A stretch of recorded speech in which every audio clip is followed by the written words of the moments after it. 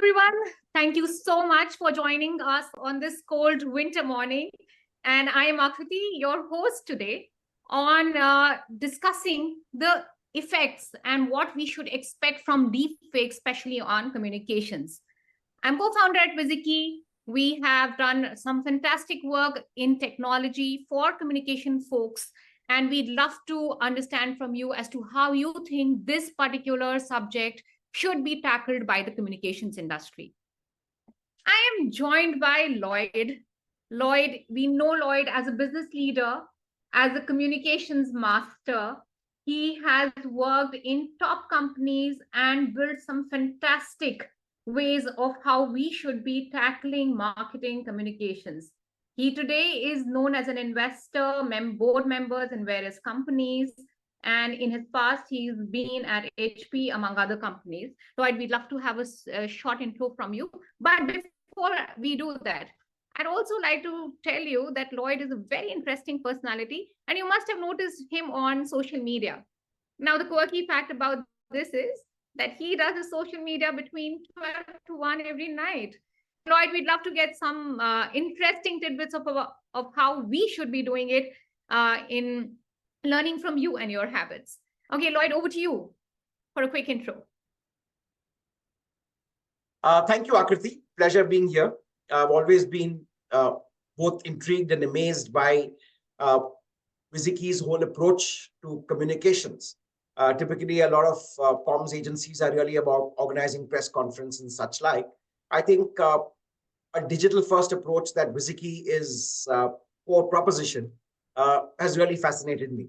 And hats off to you and the team in terms of how you built the business to such a significant level. So absolutely delighted to be here and talk about a subject that's relevant to all of us and currently hot in the news. But about the personal front, thanks for those kind words. I don't think I've married a lot of them. I've just been around the block long enough, as they say. Yes, been with a few interesting brands, PepsiCo, Motorola, HP, predominantly. And I immerse myself a lot in technology right now, both as an investor and in terms of the kind of companies that I work closely with, because the sheer pace of change is fascinating. And also they say that if you don't keep pace with technology, you're missing out, right? So I think as much as one can, one has to immerse in it. The only way you can do it is live the technology vibe. On my social media habits, like you rightly pointed out, I do late night stuff. The advice I have is don't do that. I've always tried to regulate myself to say I do an hour and a half of social media a day and maybe in 2 or 3 time slots. But sadly, I've never been so disciplined. So hopefully my 2024 resolution is to be more disciplined and more organized in that. Anyway, that being said, looking forward to this discussion on deepfakes and making it interactive so we can get a lot of our audience questions in, because this is truly an exciting and important subject. That's a great advice, I think, for all of us to also imbibe is discipline. And in tackling communications, one of the things I have noticed in my career is that if you do something consistently really well, you're likely to avoid a lot of crises that can hit you. Right. And I think we're absolutely a very relevant topic. A couple of days back, we saw how, in fact, yesterday, we saw how Sachin Tendulkar was, a deepfake video was circulated by, I don't know if it was a games company or not, but it is becoming more and more pertinent every day. We are in the midst of these technologies, tools that is giving power to everyone today to look in, to actually build out these deepfake videos. Lloyd, but one of the things that I think we should start off with is to give a clear understanding to our folks here, people who've joined us on LinkedIn and all the communication experts we have, is to what is really deepfake and how should we be looking at the various aspects of deepfake? Perfect, Aakriti. Like you said, I think as recently as day before yesterday, we saw Sachin Tendulkar, the legend, being deepfaked, right? So there was a video doing the rounds of Sachin talking about a gaming app, which also talks about how his daughter makes quick money using that app. So it was, easy bait. I'm told it went hugely viral. Fortunately, I think within a few hours, Sachin was alerted, his social media team was alerted. And Sachin put out a video disclaiming, saying that this is a deep fake. Uh, Unfortunately, what he has 39.7 million followers on X, what was formerly Twitter. So everyone took note. Rajiv Chandrasekhar, who's the Union Minister for Telecom and IT, quickly responded. And obviously that video was shut out. But the fact that anyone can get scammed, anyone can get deepfaked, is deeply concerning. And while celebrities like Sachin, uh, you know, because of their own social media presence, they can quickly counter it.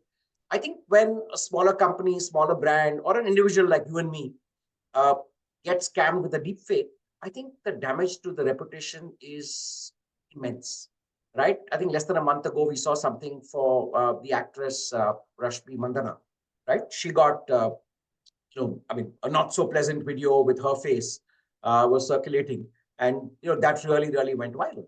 And of course, sometimes it's sort of positive, though I wouldn't really say that. You possibly heard the Prime Minister, Narendra Modi ji, talk about the fact that there was, and I saw that, there was a video of him playing Garba during the Navratras, right? Which was a nice video, and you got huge amount of applause, but the reality was it wasn't him, right? So there's nothing that can determine someone who wants to deepfake. And technology has made it so accessible that almost anyone can create a deepfake. But before we get there, just want to kind of lay the ground rules and say what exactly is the whole concept. So a deepfake is a form of disinformation that uses a synthesized version of a person's voice and speech to mimic them talking, right? So in a sense, it's like cloning in the physical world. It's like cloning in digital, and without all the moral compulsions of what one does, right? So deepfakes are videos that create a delusion with the use of deep learning, AI, and photoshopping techniques to create images of events to spread misinformation, right? The technology is called generative adversarial networks, or GAN, and obviously uses machine learning to interplay and to create the videos. Now, deepfakes are essentially trained with many pictures and videos to learn facial expressions, right? Just like voice training happens. So the moment you feed a lot of pictures of a person, the machine learning picks up these facial features, and then the program, which is the neural network, has two functions: creates face swap videos, and it is able to actually mouth words that the person is not actually saying. So you can actually fake his voice and therefore make him say a lot of things. Deepfakes are trained with many pictures and videos to learn facial features. So there are lots of examples. Maybe we could share one to talk about that really went viral, which was Tom Cruise, right? So Tom Cruise, there was a video that went viral on TikTok in the US, which is obviously Tom Cruise, saying various things of which Tom Cruise had absolutely no idea, right? The fact that he then brought it on and disclaimed it was a different issue.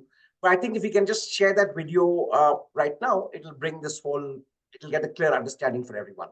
So can we just play that Tom Cruise video, please? Yes, let me just play that for you. And give me a thumbs up when you see the screen. Yeah. Okay, great. Here we go.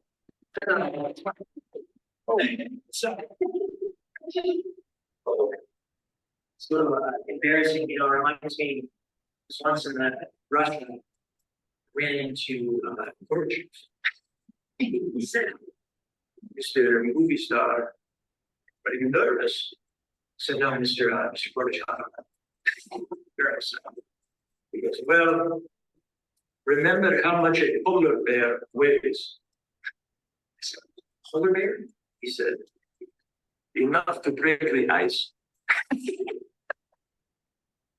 Last time I've ever seen Kyle Gorbachev. What's up, TikTok? You guys cool if I play some sports?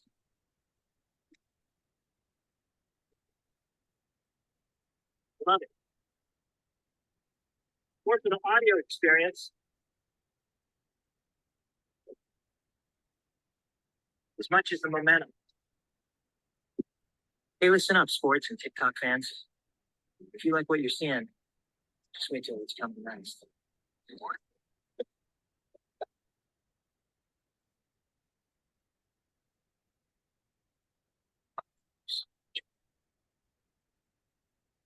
Real thing. I mean, it's all the real.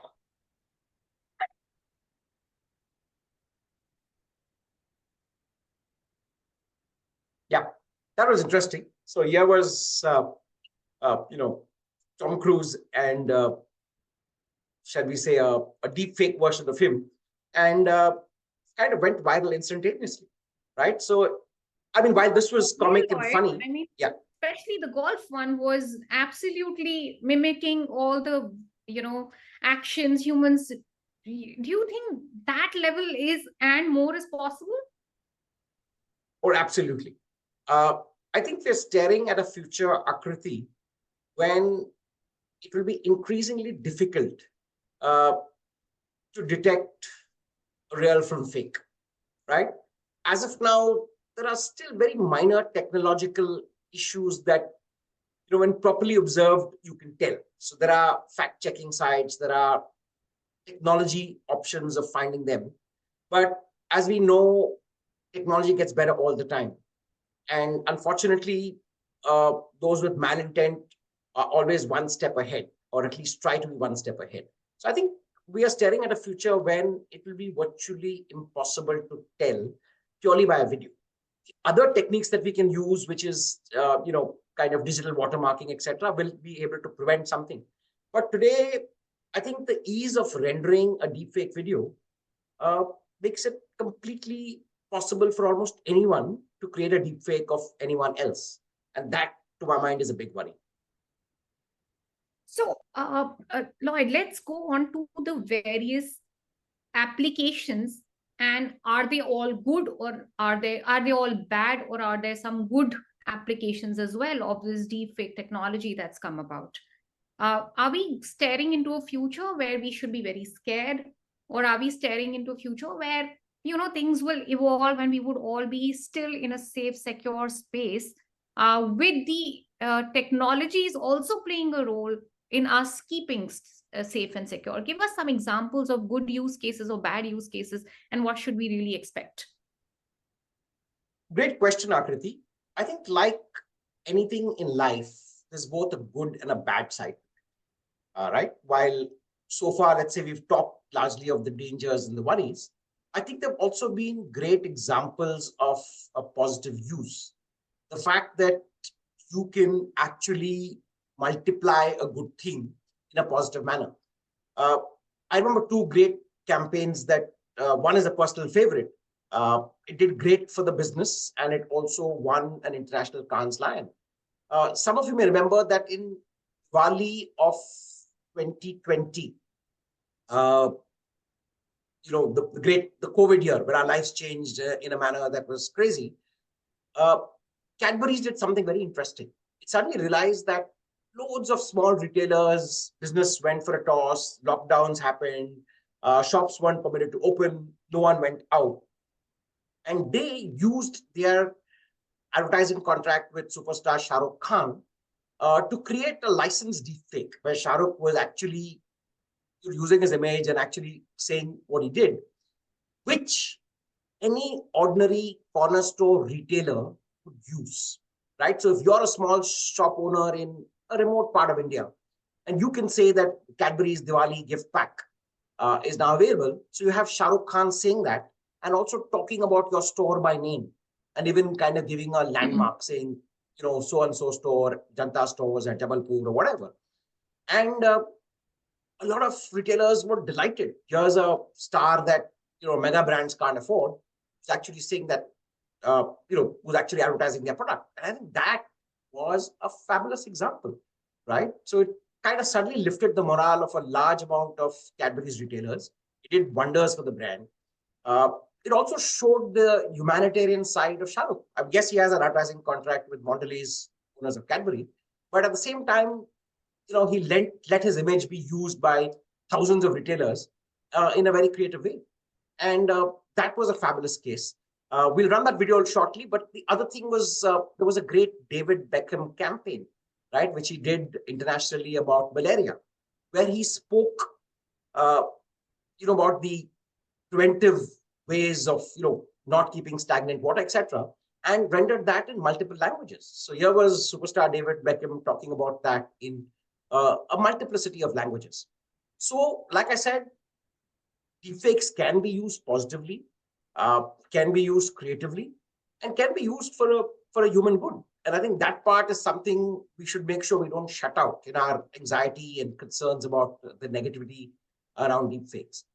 So if I could request you, we could just possibly share the Shah Rukh Khan Cadbury's video, which I'm sure most of the people on this chat are on this session are already seen.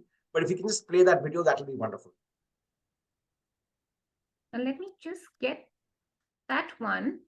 I am missing that link somehow right now. If Sonal, if you're listening to me, could you just put it on chat right now for me? I'm missing it on our doc. But or Lloyd, you can play the malaria video if that's handy with you right now, Aakriti. Maybe you can play the David Beckham. Yes, please. And then we'll follow it up. No worries.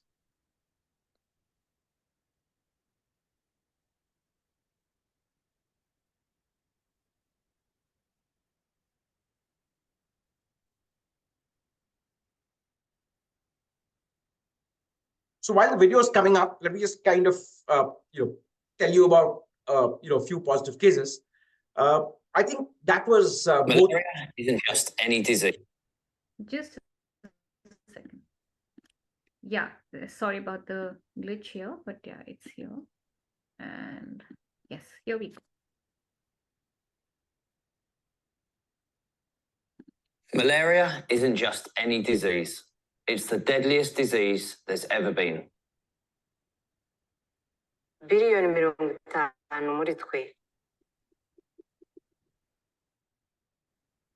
وما زالت تقتل طفلا كل دقيقتين. We're using AI to do what we call visual synthesis. It's actually the same thing as we do in a Hollywood studio. We use the video to build a 3D model, and we can then reanimate that so you can change the language and rewrite the script of a film. I think machine learning and AI is going to be a very important part of solving the world's health problems. What we're doing, I think, helps spread this message in a much more effective way than without using technology like ours. I've been involved for quite a few years now because obviously it's such a huge killer of children around the world. And I think it's an incredible thing that's being done. But I also feel that, it's a disease that we can end in my lifetime.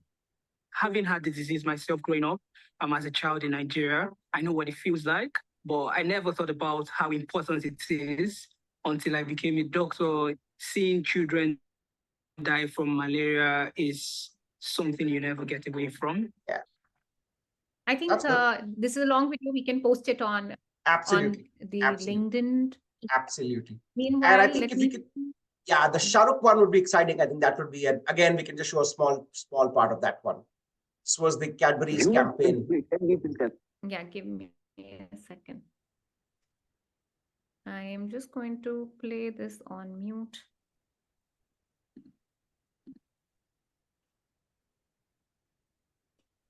Yes, there we go. Found their way back, but the smaller stores still suffer. This lockdown has been a real tough phase of my life. I have seen bad days, but this was the worst. Last year, we helped small businesses through Diwali. So this year, we decided to bring it back, presenting not just a Cadbury ad. This Diwali, we helped hundreds of small businesses by making India's biggest brand ambassador be their brand ambassador.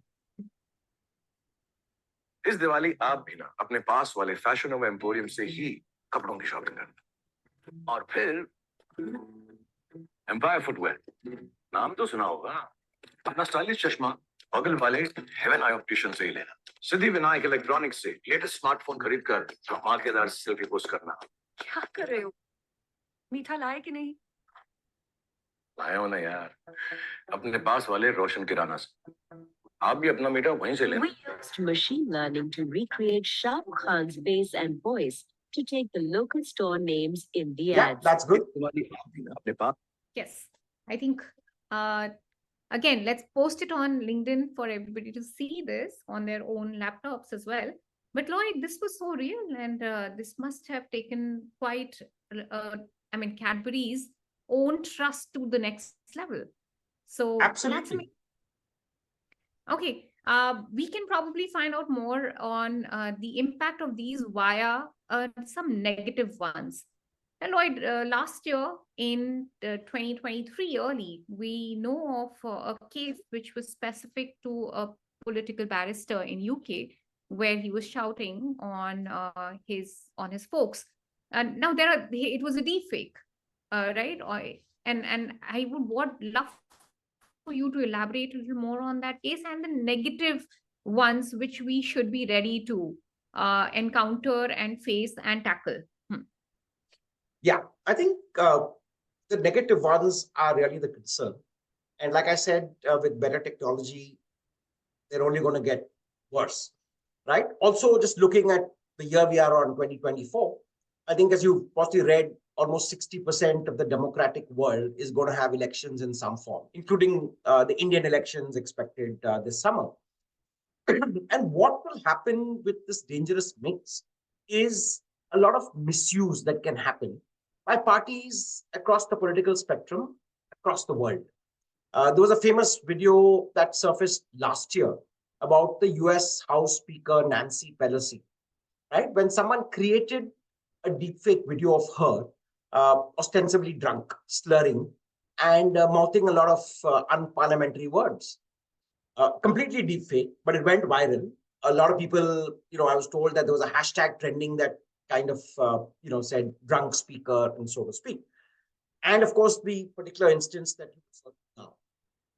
I think, therefore, the use of negativity and to spread rumors or to spread bad disinformation about an opponent, political, maybe a competitor in the corporate world, I think that is dangerous. And that's likely to increase very dramatically when it comes to play. And there are various factors which I'd like to talk about in terms of how one can eliminate this or reduce this. Right? I know there are questions coming in from the chat. So Rishi Verma had an interesting question. We'll address that question, Rishi. But first, just to tell you that both companies will need a lot of technology, will need to do a lot of protection of all their digital assets and their key personnel in terms of how to minimize the damage arising from these deepfake videos, right? We talked of these couple of political incidents. There have been loads of cases where corporates, have been victims of deepfake videos, right? So a competitor or someone inimical to their business creates a video that says something that is very, very controversial, very, very politically incorrect, that can have a huge, huge ramification in their business. Just a couple of examples. One is Ukrainian president.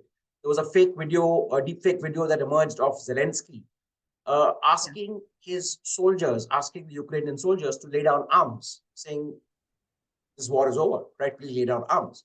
And this actually reached a large amount of Ukrainian soldiers. This was completely a deepfake. A great example of deepfakes being used badly.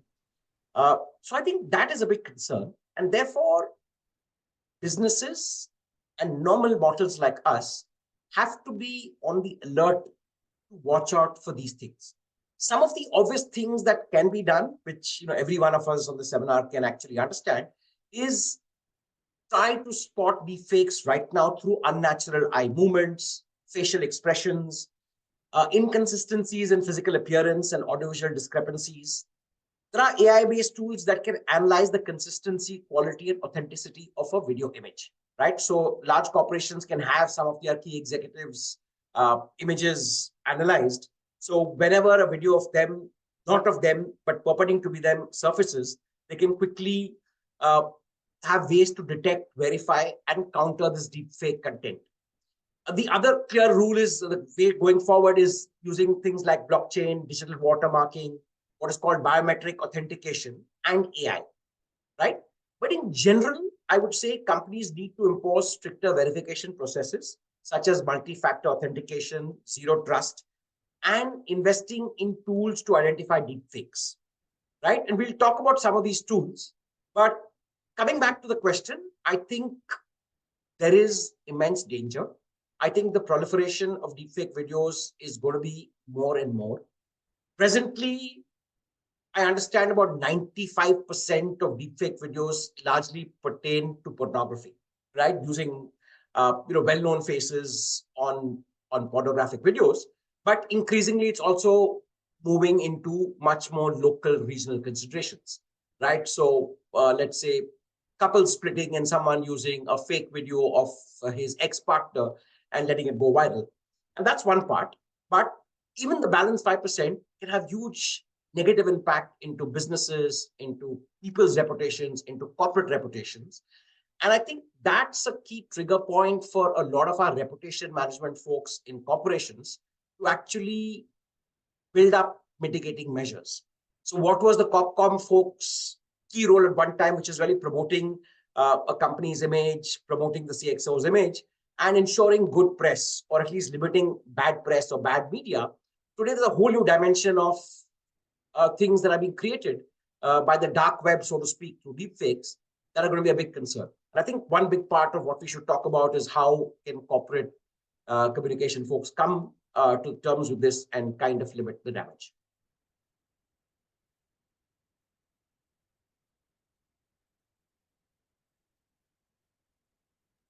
Lloyd, just a second. After this, Okay.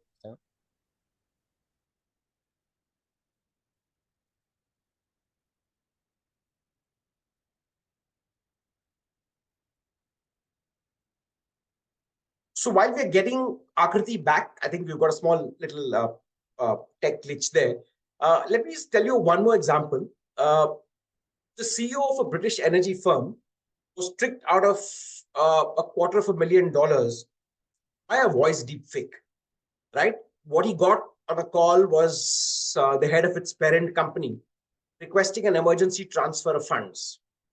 The fake video was so convincing that he didn't think to check, and the funds were wired to the head office, not to the head office, but to a third-party bank account. The CEO only became suspicious when his boss requested another transfer. This time, alarm bells rang, but it was too late to get back the funds. So I think that was, let's say, a big alarm point. I just want to talk about the ways to combat deepfake, right? I think primarily we look at three different lines. One is technological, the second is legal or legislative, and third is literacy, educating a lot of people so that people immediately are able to at least identify a video as being a little suspicious. And we'll get deeper into that conversation as we move forward. But Aakriti, now that you're back, sorry, did you have the next question? Yes, I'm sorry, I missed in between. So we were still on the negative aspects, and you were talking about the political aspects, right? I mean, how politics is impacted.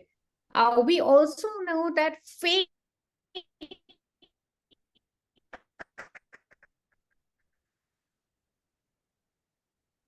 has been there for a long time now, and we as come fake every now and then. But do you think deepfake is further going to make our lives difficult? Is it going to? So where are we heading with between fake and deepfake? What should we expect from a corporate perspective? Unless you've already answered that question, sorry. No, perfect. No, I think perfect. We did touch upon that question briefly while we lost you for a bit. But yes, you're right. Like I said, for reputation management people in companies, for CorpCom heads, I think deepfakes are the next big worry, right? So long, a lot of what they had to manage was very traditional CorpCom's related stuff. Crises, issues arising out of product, issues that are arising out of communication issues, right? We remember the Tanish campaign a few years back that went viral. But these were genuine things that had a negative viral effect thanks to social media that they had to contain. Today, thanks to deepfake, there are a lot of issues that are completely unanticipated. If you're running a large business, and a deepfake video of your CEO saying something politically incorrect arises, there is panic. And this could well be created by a competitor who's trying to damage the company reputation. And in a world of real-time social media, the economic damage can be immense. So one is the personal reputation of the CXO or the CEO. The second is the fact that these things immediately impact investment decisions. There have been cases of videos emerging where companies' market capitalizations have been impacted dramatically. This was long before the deepfake era, but back in 2008, someone managed to hack into or put out a Reuters report through the Reuters network, saying that Apple is doing some, as making some structural changes and is going through a rough. And it actually saw what is today the world's most valuable companies, market capitalization tank significantly. So I think the issues are dangerous, they're multifold, and corporate communications teams have to quickly rise to the task of preventing negativity and damage from the source.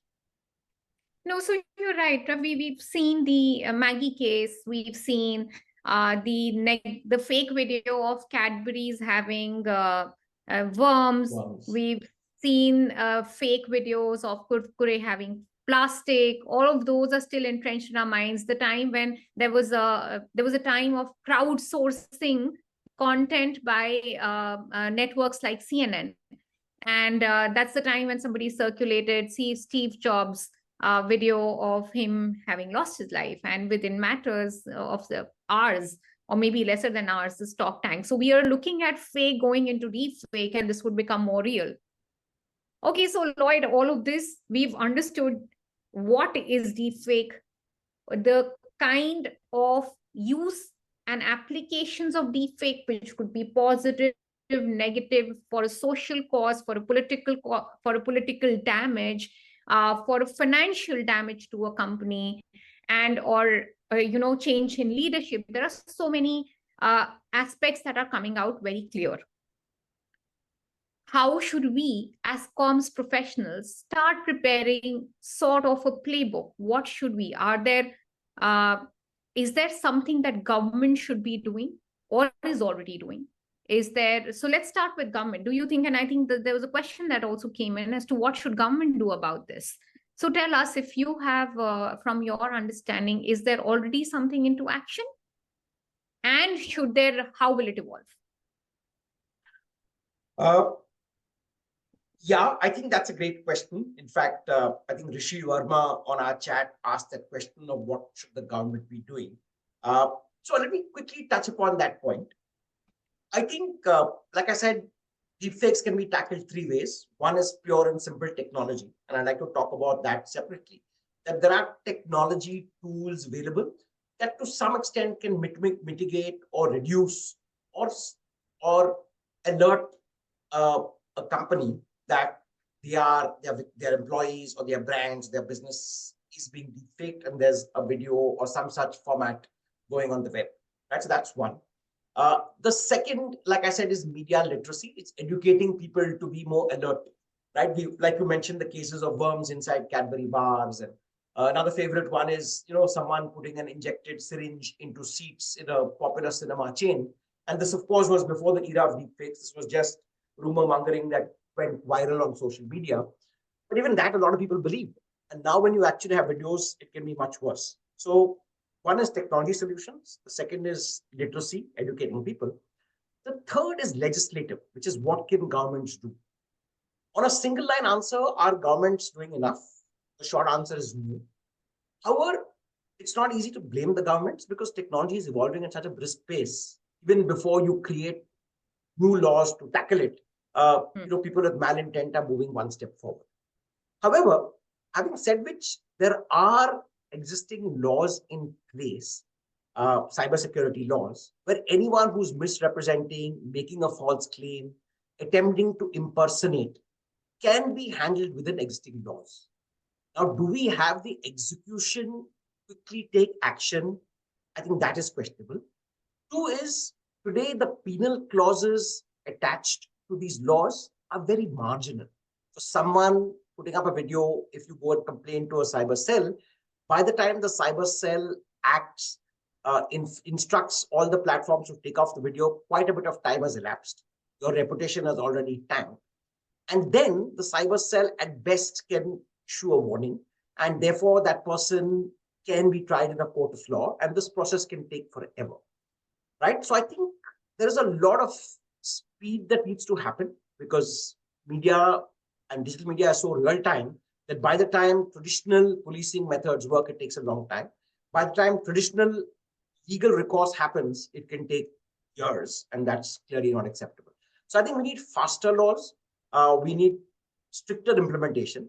But most of all, I think we need the law to make it mandatory for large platforms. And the bulk of media is, outside of 3 or 4, the big giants, the global giants who have the big platform, to make sure that they have an element of screening to prevent any such thing.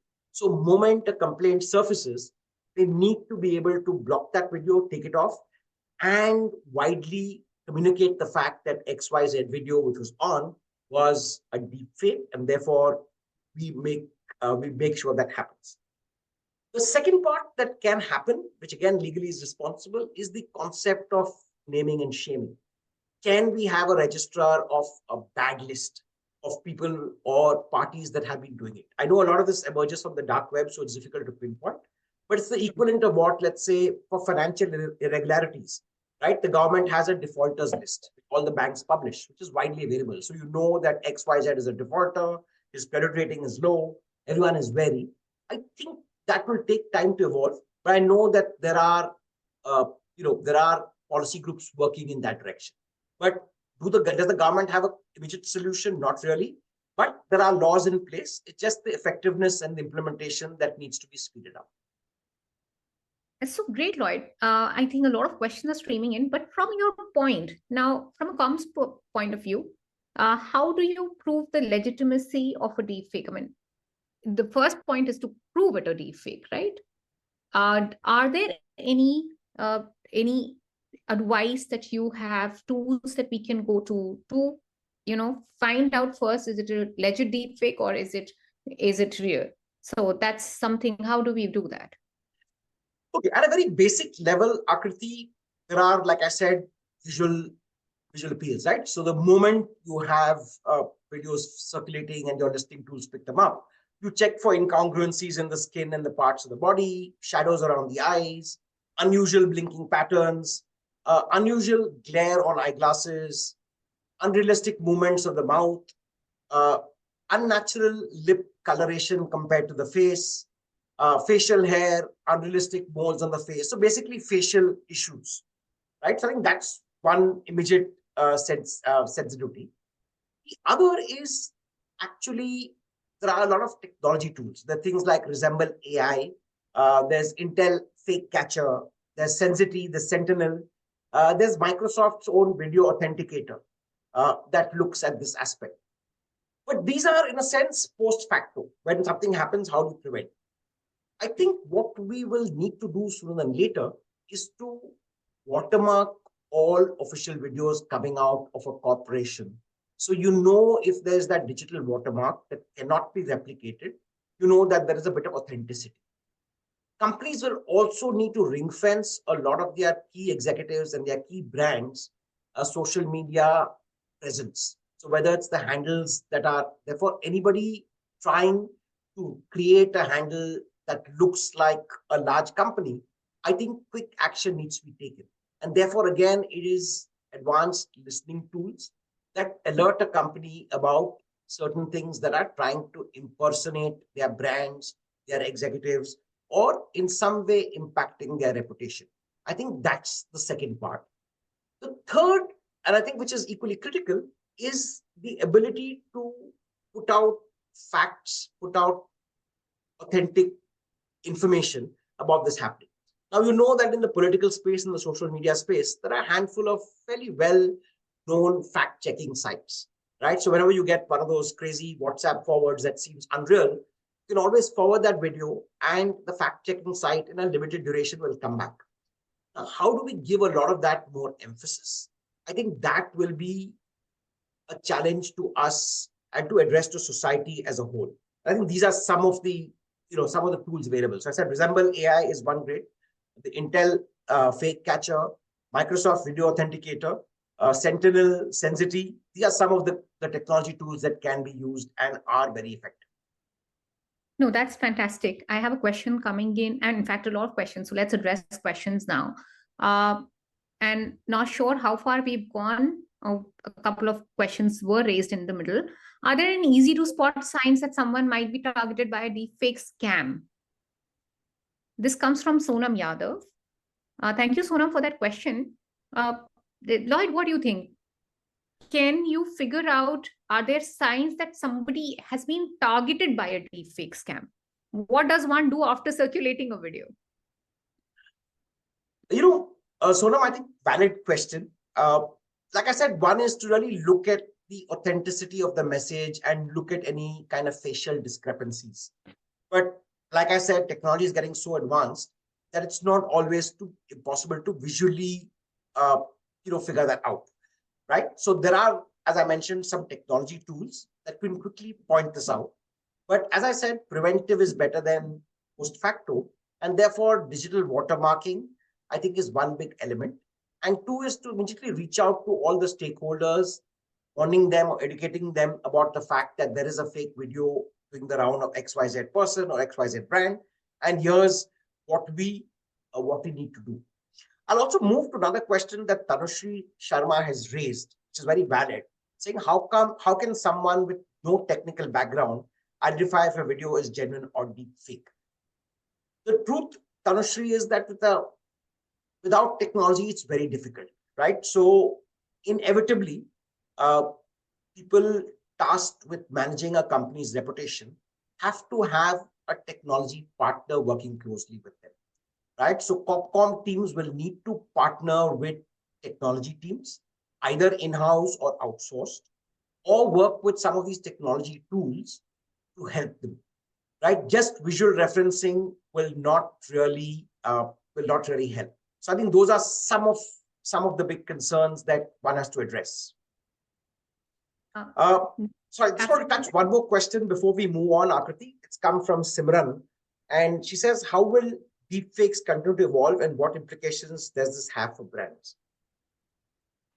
Simran, I think it'll continue to evolve at a pace that is unimaginable, right? We saw the whole impact that ChatGPT had in the last 1 year, right? You walk into any senior school, you walk into any college, and most youngsters will tell you how they get a lot of their assignments done, right? So what's happening, of course, is schools are now investing in tools that can tell if home assignment is auto-generated to ChatGPT, right? So they have that counter.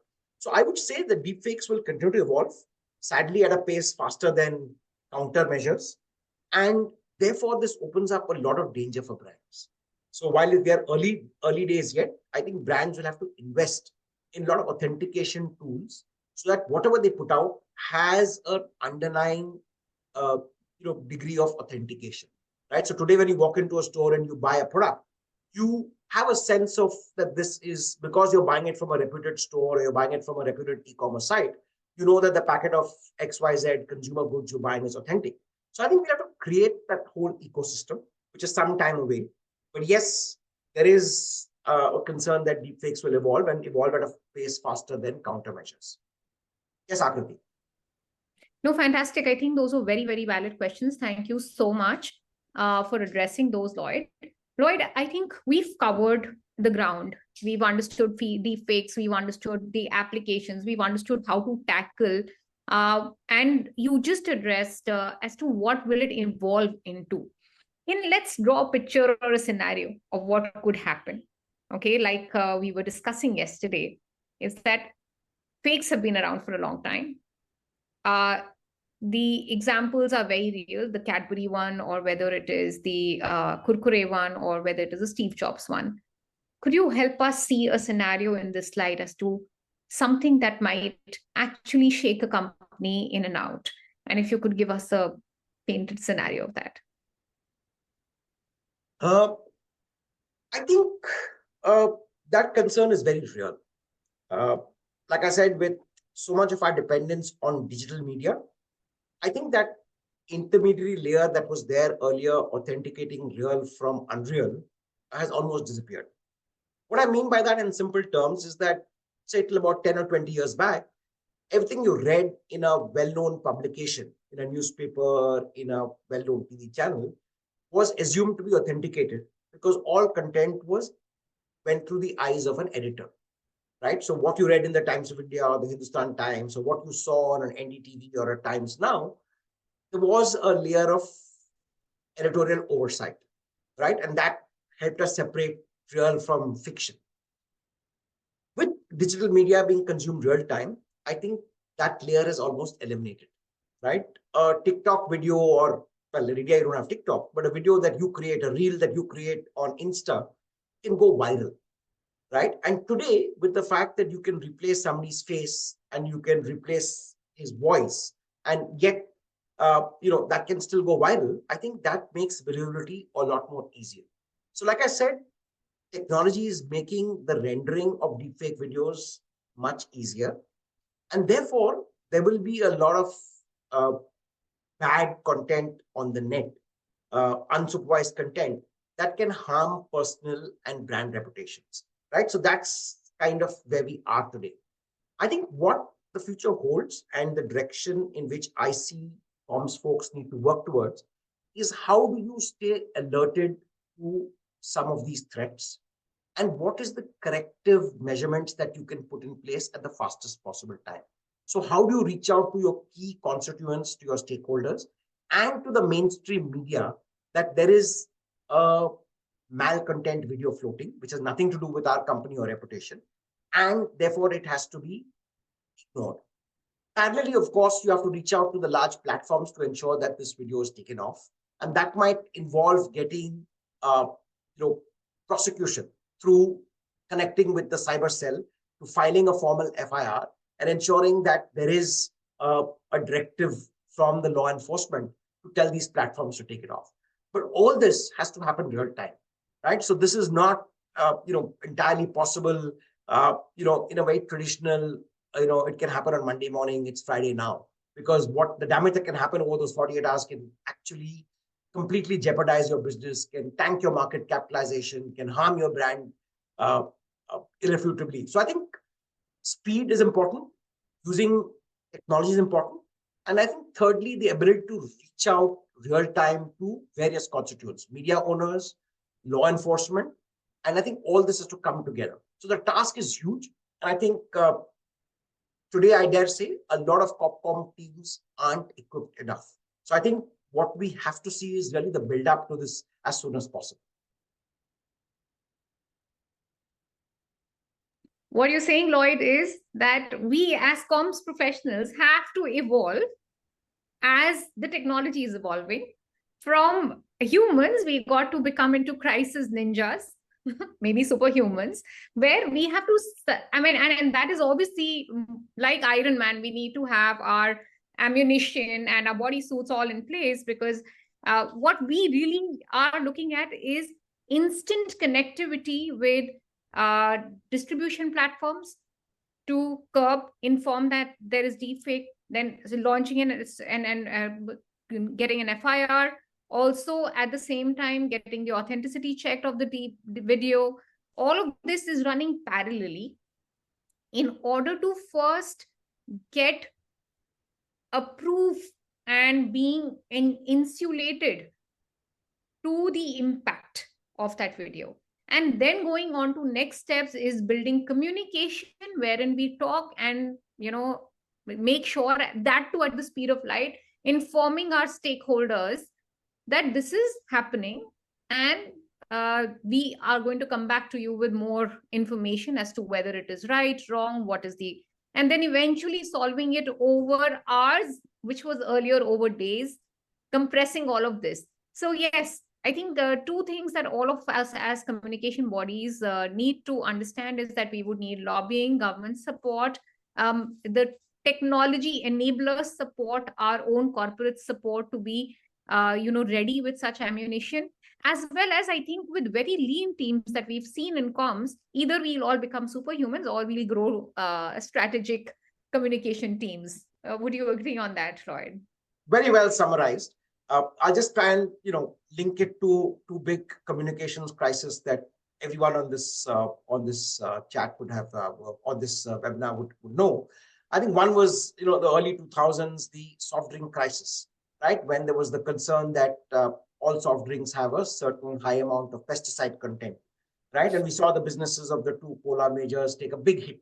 It took almost 6 months or a year before that thing was brought under control. And then more recently was the Nestle Maggie crisis, right? When someone from the PFFAI, the Food and Drug Administration, they found a bit of, shall we say, content in Maggie noodles that was unsuitable. And of course, Maggie's business took a big hit for a considerable period of time. But over time, both these businesses clawed back. But like you said, what took 6-7 months of big reputation, huge downside to these famous brands, the cola brands as well as Maggie, now has to be kind of compressed in a matter of hours. How does one quickly cap the fire? How does one put out authentic information? And how does one move on beyond that? The only positive in that, I would say, is that today, in the world of trending topics and in the world of short attention spans, people move on from one crisis to the other, right? So what was big and fiery 2 days back, the news cycle is so quick that the next big thing occurs, right? 2 days back, all the news channels were going crazy about airport delays, fog, etc., until the next big crisis comes. And today, everyone's chatting about, let's say, the next big thing. So fortunately, attention spans are shrunk. The bad news is that the ability to spread malcontent has increased dramatically, and damage control requires very, very swift action. And like you said, pretty much like ninja warriors, I think comms has to now enable itself to take on this real challenge in the fastest way possible. And therefore, a lot of digital or technology support will happen. The other great point, again, is about working closely with regulators.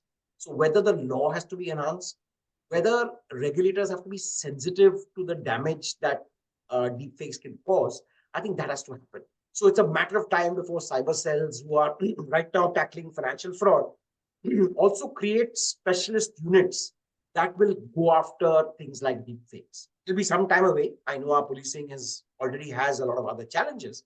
I think sooner than later, we'll have to build a kind of digital policing force that looks actively at this issue of deepfakes and misrepresentation and caps it. But I think that's going to take a while. Yeah, I agree totally on that. I think digitally, as we are finding tools that are evolving to be able to produce deepfakes, so simultaneously we would have what are called antiviruses, which will circulate and say this is a video which is not real, and they should have a watermark. So all of that will happen as we evolve into this very interesting era of deepfakes. Lloyd, I think we've overshot the time, although we did start at 8 minutes late. I think we should wrap this up with this interesting points that you brought about as to coming together of the ecosystem would be very crucial to tackle the era that we're getting into. And we've addressed most of the questions. If there are any questions, thank you so much for listening. And if there are any questions, please reach out to us on LinkedIn. We would be active on LinkedIn for another few hours on this subject. Lloyd is, as you know, is very active on all social platforms. You would probably get your replies. And you've been fantastic as audience and listeners into this important subject. We'd love to hear your thoughts as well. If you think that there are any points that we missed out, please feel free to share with us. Thank you so much for joining us today. Lloyd, if you want to share any particular specific particulars of yours as to where we can reach out to you, please share with us. And with that, we'll wrap it up. Thanks, Aakriti, and thank you, Wizikey team. I think it's been a very interesting discussion. Great questions from our audience. Thank you so much. Feel free to reach out on LinkedIn. Most welcome. I'm very active on Twitter as well. And like I said, this is a battle we can all fight together. I think there's no one single person who can fight this. So I think we all need to tidy up our act. We need to get together and work at solutions. And in a sense, we need to have a community approach to how to solve the problem of deepfakes. Thanks for your time on a busy Wednesday morning, and look forward to hearing from all of you. Thank you, Team Wizikey. Thank you. Bye-bye.